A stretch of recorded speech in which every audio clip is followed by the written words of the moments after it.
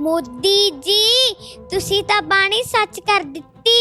कुत्ता राज बहालिए, कुत्ता राज बहालिए, फिर चक्की चट्टे, सप्पे दुध प्यालिए, वह मुखों सुट्टे, सप्पे दुध प्यालिए, वह मुखों सुट्टे। काले कानून क्यों लियांदे मोदी ने? अडानी अंबानी दे घर भरन वास्ते एक कानून लेके आए। ਤੇ ਅਡਾਨੀ ਅੰਬਾਨੀ ਨੇ ਤਾਂ ਵੋਟਾਂ ਸ਼ਾਇਦ ਇੱਕ ਦੋ ਪਾਈਆਂ ਹੋਣੀਆਂ, ਲੋਕਾਂ ਨੇ ਤਾਂ ਵੱਧ ਵੋਟ ਪਾਈ ਆ ਸਰਕਾਰ ਬਣਾਉਣ ਵਾਸਤੇ, ਲੋਕਾਂ ਨੇ ਵੋਟ ਪਾਈ ਆ, ਫਿਰ ਲੋਕਾਂ ਦੀ ਗੱਲ ਕਿਉਂ ਨਹੀਂ ਕਰਦੇ ਮੋਦੀ ਸਾਹਿਬ? ਕਿਉਂ ਅਡਾਨੀ ਅੰਬਾਨੀ ਦੀ ਗੱਲ ਕਰਦੇ? लोकां ने तो वोट पाई आ पर उन्होंने नोट पाया। थानू नहीं पता कि सारे देश च तां रौला पिया अंबानी अडानी दा करन भरन वास्ते, क्योंकि बाप बड़ा ना भैया, सबसे बड़ा रुपया। ਇੰਨੇ ਨੋਟ ਕਰਨੇ ਕੀ ਆ ਮੋਦੀ ਸਾਹਿਬ ਨੇ? ਲੋਕ ਕਹਿੰਦੇ ਵੀ ਸਾਰੇ ਲੋਕ ਕਹੀ ਜਾਂਦੇ ਨੋਟ ਇਕੱਠੇ ਕਰ ਲਏ। ਨੋਟ ਉਹਨੇ ਨੋਟ ਕਰਨੇ ਕੀ, ਕਾਹਦੇ ਵਾਸਤੇ ਕੋਟ? बाबा जी मैनू खुद नहीं पता, मैनू खुद नहीं, मैं खुद परेशान आ। ना इहदा कोई अगे आ, ना इहदा कोई पिछे आ, ना इहदा कोई खब्बा आ, ना इहदा कोई सज्जा आ, ना इहदा कोई पोते आ, ना इहदा कोई धी आ। पैसे करने की आ? ਖੇਤੀ ਕਾਨੂੰਨਾਂ ਦੇ ਵਿਰੋਧ ਦੇ ਵਿੱਚ ਕਿਸਾਨ ਲਗਾਤਾਰ 23 ਦਿਨਾਂ ਤੋਂ ਵੱਧ ਸਮਾਂ ਹੋ ਚੁੱਕਿਆ ਤੇ ਦਿੱਲੀ ਦੀ ਬਾਰਡਰਾਂ ਦੇ ਉੱਤੇ ਡਟੇ ਹੋਏ ਨੇ ਤੇ ਲਗਾਤਾਰ ਕੇਂਦਰ ਸਰਕਾਰ ਤੋਂ ਮੰਗ ਕੀਤੀ ਜਾ ਰਹੀ ਹੈ ਕਿ ਖੇਤੀ ਕਾਨੂੰਨਾਂ ਨੂੰ ਰੱਦ ਕੀਤਾ ਜਾਵੇ। ਕੜਾਕੇ ਦੀ ਠੰਡ ਦੇ ਵਿੱਚ ਕਿਸਾਨ ਸੜਕਾਂ ਦੇ ਉੱਤੇ ਰਾਤਾਂ ਕੱਟ ਰਹੇ ਨੇ, ਉਸ ਦੇ ਬਾਵਜੂਦ ਕੇਂਦਰ ਸਰਕਾਰ ਕਿਸਾਨਾਂ ਦੀ ਸਾਰ ਨਹੀਂ ਲੈ ਰਹੀ। ਤੇ ਉਸੇ ਦੇ ਚੱਲਦੇ ਪੰਜਾਬ ਦੇ ਵਿੱਚ ਸ਼ਹੀਦੀ ਜੋੜ ਮੇਲੇ ਵੀ ਚੱਲ ਰਹੇ ਨੇ। ਸ਼ਹੀਦੀ ਪੰਦਰਵਾੜੇ ਸ਼੍ਰੀ ਗੁਰੂ ਗੋਬਿੰਦ ਸਿੰਘ ਜੀ ਦੇ ਪਰਿਵਾਰ ਵਿਛੋੜੇ, ਚਾਰ ਸਾਹਿਬਜ਼ਾਦੇ ਤੇ ਨੇਕਾਂ ਸਿੰਘਾਂ ਦੀਆਂ ਸ਼ਹੀਦੀਆਂ ਨੂੰ ਲੈ ਕੇ ਪੰਜਾਬ ਦੇ ਵਿੱਚ ਸ਼ਹੀਦੀ ਪੰਦਰਵਾੜੇ ਚੱਲ ਰਹੇ ਨੇ। ਬੀਤੇ ਦਿਨੀ ਇਸ ਸ਼ਹੀਦੀ ਪੰਦਰਵਾੜੇ ਤੇ ਗੁਰਦੁਆਰਾ ਸ਼੍ਰੀ ਭੱਠਾ ਸਾਹਿਬ ਦੀ ਸਟੇਜ ਤੋਂ ਇੱਕ 5 ਸਾਲਾ ਬੱਚੀ ਨੇ ਕਿਸਾਨਾਂ ਦੇ ਹੱਕ ਦੇ ਵਿੱਚ ਆਵਾਜ਼ ਬੁਲੰਦ ਕਰਦੇ ਹੋਏ ਮੋਦੀ ਸਰਕਾਰ ਨੂੰ ਕਾਨੂੰਨ ਰੱਦ ਕਰਨ ਦੇ ਲਈ ਅਪੀਲ ਵੀ ਕੀਤੀ ਸੀ ਤੇ ਲਲਕਾਰਿਆ ਵੀ ਸੀ, ਜਿਸ ਨੂੰ ਲੈ ਕੇ ਸੰਗਤਾਂ ਦੇ ਵਿੱਚ ਕਾਫੀ ਹੈਰਾਨੀ ਵੀ ਪਾਈ ਗਈ ਸੀ ਤੇ ਸੰਗਤਾਂ ਦੇ ਵਿੱਚ ਜੋਸ਼ ਵੀ ਭਰ ਦਿੱਤਾ ਸੀ ਉਸ ਬੱਚੀ ਨੇ। ਤੇ ਅਸੀਂ ਮੌਜੂਦ ਹਾਂ ਉਸ ਬੱਚੀ ਦੇ ਨਾਲ, ਗੱਲ ਕਰਾਂਗੇ ਤੇ ਉਸ ਦੇ ਨਾਲ ਖੇਤੀ ਕਾਨੂੰਨਾਂ ਨੂੰ ਲੈ ਕੇ। ਵਾਹਿਗੁਰੂ ਜੀ ਕਾ ਖਾਲਸਾ, ਵਾਹਿਗੁਰੂ ਜੀ ਕੀ ਫਤਿਹ। ਵਾਹਿਗੁਰੂ ਜੀ ਕਾ ਖਾਲਸਾ, ਵਾਹਿਗੁਰੂ ਜੀ ਕੀ ਫਤਿਹ। ਬੇਟਾ ਕੀ ਨਾਮ ਆ ਤੁਹਾਡਾ? ਪ੍ਰਭਗੁਣ ਕੌਰ ਖਾਲਸਾ। ਉਮਰ ਕਿੰਨੀ ਆ ਤੇ ਕਲਾਸ ਕਿਹੜੀ ਚ ਪੜ੍ਹਦੇ ਆ? ਪਹਿਲੀ ਚ। ਉਮਰ ਕਿੰਨੀ ਆ? 5.5 ਸਾਲ ਦੀ। ਤੁਸੀਂ ਭੱਠਾ ਸਾਹਿਬ ਗੁਰਦੁਆਰੇ ਸਟੇਜ ਦੇ ਉੱਤੇ ਇੱਕ ਅਪੀਲ ਵੀ ਕੀਤੀ ਸੀ ਕੇਂਦਰ ਸਰਕਾਰ ਨੂੰ, ਮੋਦੀ ਸਰਕਾਰ ਨੂੰ, ਤੇ ਅਰਦਾਸ ਵੀ ਕੀਤੀ ਸੀ ਕਿਸਾਨਾਂ ਦੇ ਲਈ। ਕੀ ਅਰਦਾਸ ਕੀਤੀ ਸੀ, ਕੀ ਕੁਝ ਕਿਹਾ ਸੀਗਾ?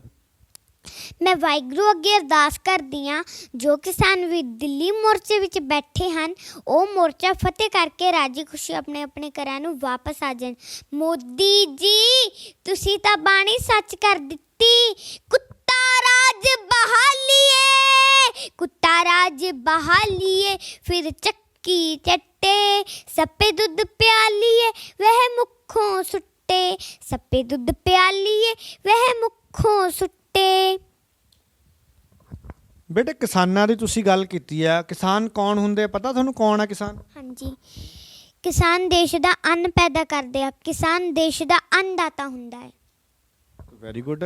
ਤੇ ਕਿਸਾਨ ਫਿਰ ਉੱਥੇ ਦਿੱਲੀ ਦੇ ਉੱਤੇ ਕਿਉਂ ਡਟੇ ਹੋਏ ਆ? ਠੰਡ ਦੇ ਵਿੱਚ ਕਿਉਂ ਬੈਠੇ, ਆਪਣੇ ਘਰਾਂ ਨੂੰ ਨਹੀਂ ਆ ਰਹੇ? ਕਿਉਂ ਬੈਠੇ ਆ ਦਿੱਲੀ 'ਚ ਆ ਕੇ? ਉਹ ਮੋਦੀ ਸਰਕਾਰ ਦੇ ਕਾਲੇ ਕਾਨੂੰਨ ਰੱਦ ਕਰਵਾਉਣ ਲਈ।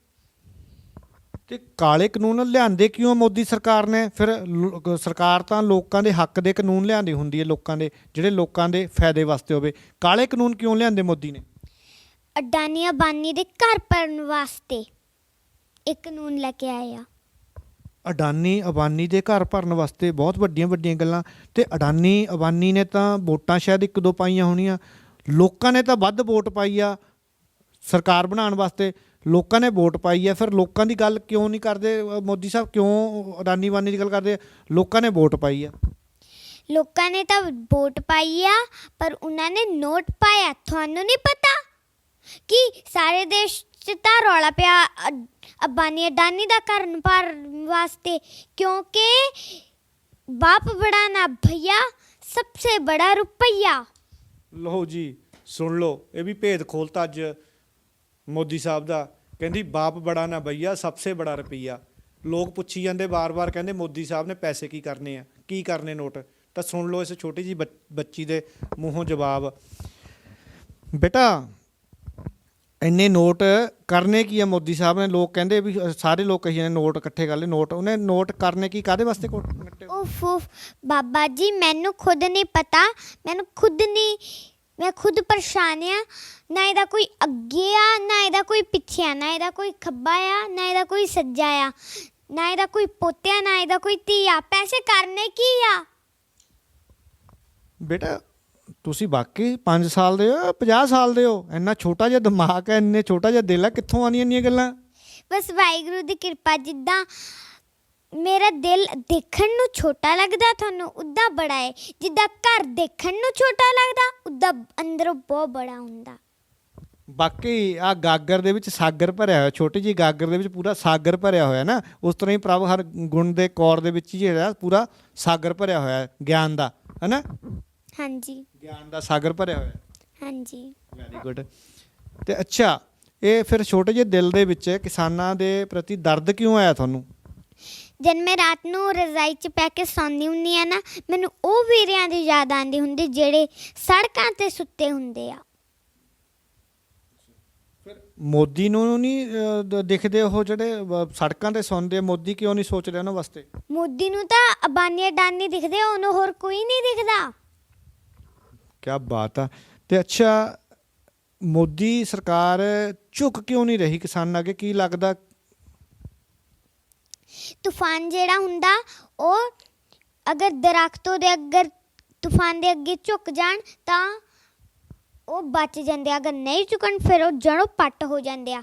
ਜਿਹੜੇ ਦਿੱਲੀ ਮੋਰਚੇ ਵਿੱਚ ਕਿਸਾਨਾਂ ਦਾ ਤੂਫਾਨ ਚੱਲ ਰਿਹਾ ਆ, ਅਗਰ ਮੋਦੀ ਨਹੀਂ ਝੁਕਿਆ ਉਹ ਵੀ ਜੜੋਂ ਪੱਟ ਹੋ ਸਕਦਾ ਆ।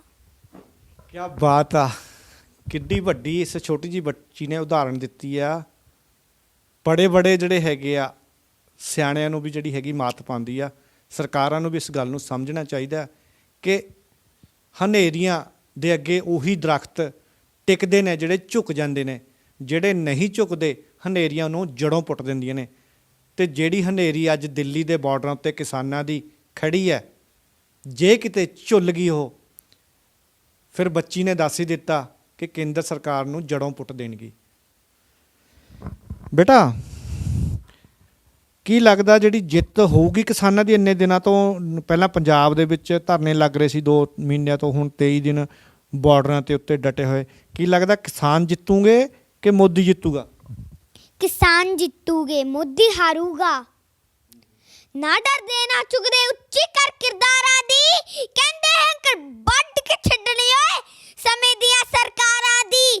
ਤੱਤੀ ਤਵੀ ਤੇ ਸੋਨਾ ਗਿੱਜੇ ਚਾਦਰ ਲੈਣ ਤਲਵਾਰਾਂ ਦੀ। ਉਹ ਚੱਕ ਦਿੱਲੀ ਦਾ ਬਾਰਡਰ ਟੱਪ ਗਈ, ਉਹ ਨੀਲੀਆਂ ਕੁੰਜ ਦਸਤਾਰਾਂ ਦੀ, ਉਹ ਨੀਲੀਆਂ ਕੁੰਜ ਦਸਤਾਰਾਂ ਦੀ। ਵਾਕਈ ਸਲਾਮ ਆ ਤੁਹਾਡੇ ਜਜ਼ਬੇ ਨੂੰ। ਅੱਛਾ, ਜੇ ਕਾਨੂੰਨ ਇਹ ਲਾਗੂ ਕਰਨ ਵਿੱਚ ਕੇਂਦਰ ਸਰਕਾਰ ਸਫਲ ਹੋ ਗਈ ਫਿਰ ਕੀ ਬਣੂਗਾ? ਕੀ ਲੱਗਦਾ ਤੁਹਾਨੂੰ ਕੀ ਬਣੂਗਾ ਫਿਰ ਪੰਜਾਬ ਦਾ ਜਾਂ ਦੇਸ਼ ਦਾ ਕੀ ਬਣੂਗਾ? ਫਿਰ ਤਾਂ ਦੇਸ਼ ਦਾ ਰੱਬ ਹੀ ਰਾਖਾ। ਪਹਿਲਾਂ 25 ਰੁਪਏ ਦੇ ਵਿੱਚ ਆਟਾ ਮਿਲਦਾ ਸੀ, ਹੁਣ 100 ਰੁਪਏ 'ਚ ਆਟਾ ਮਿਲੂਗਾ। ਗਰੀਬ ਵੀ ਭੁੱਖੇ ਮਰ ਜੂਗੇ ਸੜਕਾਂ 'ਤੇ ਬੈਠੇ। ਲੋਕਾਂ ਨੂੰ ਕੀ ਕਹਿਣਾ ਚਾਹੁੰਦੇ ਹੋ? ਲੋਕ ਅੱਜ ਨਾਲ ਨਹੀਂ ਜਾ ਰਹੇ ਕਿਸਾਨਾਂ ਦੇ, ਕਹਿੰਦੇ ਕਿਸਾਨਾਂ ਦੀ ਲੜਾਈ ਆ। ਤੁਸੀਂ ਕਿਹਾ ਵੀ ਜੇ ਕਿਸਾਨ ਮਰ ਗਿਆ ਤਾਂ ਪੂਰਾ ਦੇਸ਼ ਮਰ ਜੂਗਾ ਕਿਉਂਕਿ ਦੇਸ਼ ਦਾ ਅੰਨਦਾਤਾ ਹੈ। ਫਿਰ ਕੀ ਕਹਿਣਾ ਚਾਹੁੰਦੇ ਹੋ ਉਹਨਾਂ ਲੋਕਾਂ ਨੂੰ ਵੀ ਇਹ ਲੜਾਈ 'ਚ ਜਾਣਾ ਚਾਹੀਦਾ? ਹਾਂਜੀ, ਅਸੀਂ ਸਾਰੇ ਇਕੱਠੇ ਹੋ ਕੇ ਸਰਕਾਰ ਦੀ ਲੜਾਈ ਨੂੰ ਖਤਮ ਕਰਾਂਗੇ। ਅੰਤ ਦੇ ਵਿੱਚ ਕੀ ਅਰਦਾਸ ਕਰਨਾ ਚਾਹੁੰਦੇ ਤੁਸੀਂ ਉਹਨਾਂ ਕਿਸਾਨਾਂ ਦੇ ਲਈ, ਉਹਨਾਂ ਲੋਕਾਂ ਦੇ ਲਈ ਜਿਹੜੇ ਕਿਸਾਨਾਂ ਦੇ ਨਾਲ ਖੜੇ ਆ, ਦਿੱਲੀ ਦੇ ਬਾਰਡਰਾਂ ਤੇ ਠੰਡ ਦੇ ਵਿੱਚ ਵੀ ਆਪਣੇ ਹੱਕਾਂ ਦੀ ਲੜਾਈ ਵਾਸਤੇ ਲੜ ਰਹੇ ਆ? ਕੀ ਅਰਦਾਸ ਕਰਦੇ ਹੋ ਅੰਤ ਦੇ ਵਿੱਚ?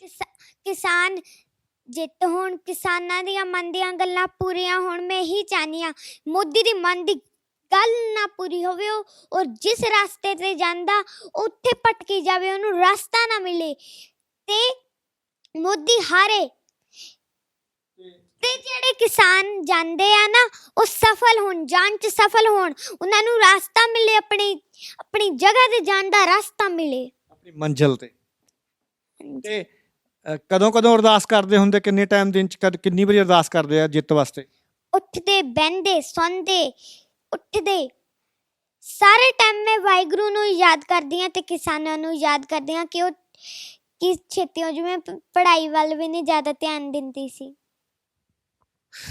ਸੋ ਸੁਣਿਆ ਤੁਸੀਂ ਇੱਕ ਛੋਟੀ ਬੱਚੀ ਦਾ, ਇਸ ਦਾ ਮਨ ਵੀ ਪੜ੍ਹਾਈ ਦੇ ਵਿੱਚ ਨਹੀਂ ਲੱਗਦਾ, ਉੱਠਦੇ ਬਹਿੰਦੇ ਦਿਨ ਰਾਤ ਕਿਸਾਨਾਂ ਦੀ ਅਰਦਾਸ ਕਰਦੀ ਹੈ ਕਿ ਕਿਸਾਨਾਂ ਦੀ ਜਿੱਤ ਹੋਵੇ। ਕਹਿੰਦੇ ਨੇ ਬੱਚੇ ਮੰਨ ਕੇ ਸੱਚੇ, ਤੇ ਬੱਚਿਆਂ ਦੀ ਗੱਲ ਜਿਹੜੀ ਹੈ ਪਰਮਾਤਮਾ ਵੀ ਸੁਣਦਾ ਹੈ। ਤੇ ਬਿਲਕੁਲ ਜਿਸ ਤਰ੍ਹਾਂ ਬੱਚੀ ਦਿਨ ਰਾਤ ਅਰਦਾਸ ਕਰਦੀ ਆ, ਇਸ ਦੀਆਂ ਅਰਦਾਸਾਂ ਨੂੰ ਜ਼ਰੂਰ ਫਲ ਲੱਗੇਗਾ ਤੇ ਕਿਸਾਨਾਂ ਦੀ ਜਲਦੀ ਜਿੱਤ ਹੋਵੇਗੀ। ਕਿਸਾਨ ਜਿਹੜੇ ਹੈਗੇ ਆ ਖੁਸ਼ੀ ਦੇਸ਼ ਭਰ ਦੇ ਕਿਸਾਨ ਆਪਣੇ ਘਰਾਂ ਨੂੰ ਪਰਤਣਗੇ ਕਿ ਕਾਲੇ ਕਾਨੂੰਨਾਂ ਨੂੰ ਰੱਦ ਕਰਵਾ ਕੇ।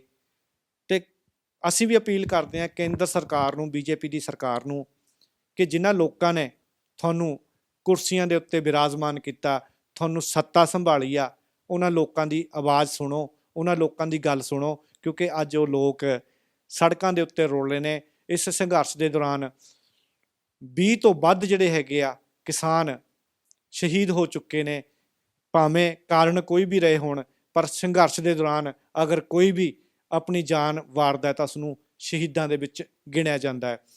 ਸੋ ਕੇਂਦਰ ਸਰਕਾਰ ਨੂੰ ਘੱਟੋ ਘੱਟ ਉਹਨਾਂ ਸ਼ਹੀਦਾਂ ਦੀਆਂ ਸ਼ਹੀਦੀਆਂ ਦਾ ਮੁੱਲ ਪਾਉਂਦੇ ਹੋਏ, ਕਿਸਾਨਾਂ ਦੀ ਗੱਲ ਸੁਣਦੇ ਹੋਏ ਇਹਨਾਂ ਕਾਲੇ ਕਾਨੂੰਨਾਂ ਨੂੰ ਰੱਦ ਕਰਨਾ ਦੇਣਾ ਚਾਹੀਦਾ ਹੈ, ਤਾਂ ਕਿ ਹੋਰ ਅੱਗੇ ਜਿਹੜੇ ਹੈਗੇ ਆ ਕਿਸਾਨ ਇਸ ਤਰ੍ਹਾਂ ਆਪਣੀਆਂ ਜ਼ਿੰਦਗੀਆਂ ਉੱਥੇ ਜਿਹੜੀ ਹੈਗੀਆਂ ਨਾ ਵਾਰਨ। ਕਿਉਂਕਿ ਹਰ ਇੱਕ ਦੇ ਘਰ ਦੇ ਵਿੱਚ ਉਡੀਕ ਆ ਆਪਣਿਆਂ ਦੀ, ਤੇ ਹਰ ਇੱਕ ਕੋਈ ਉਡੀਕ ਰਿਹਾ ਕਿ ਜਲਦੀ ਜਿਹੜੇ ਹੈਗੇ ਆ ਸਾਡੇ ਆਪਣੇ ਜਿੱਤ ਕੇ ਆਉਣ। ਸੋ ਕੇਂਦਰ ਸਰਕਾਰ ਨੂੰ ਜ਼ਰੂਰ ਇਸ ਵੱਲ ਧਿਆਨ ਦੇਣਾ ਚਾਹੀਦਾ। ਅਸੀਂ ਵੀ ਅਰਦਾਸ ਕਰਦੇ ਹਾਂ ਕਿ ਪ੍ਰਧਾਨ ਮੰਤਰੀ ਨੂੰ ਪਰਮਾਤਮਾ ਸਮੱਤ ਬਖਸ਼ੇ ਤੇ ਉਹ ਲੋਕਾਂ ਦੀ ਆਵਾਜ਼ ਸੁਣ ਕੇ ਇਹਨਾਂ ਕਾਲੇ ਕਾਨੂੰਨਾਂ ਨੂੰ ਰੱਦ ਕਰੇ। ਰੂਪਨਗਰ ਤੋਂ ਸੱਜਣ ਸਿੰਘ ਸੈਣੀ।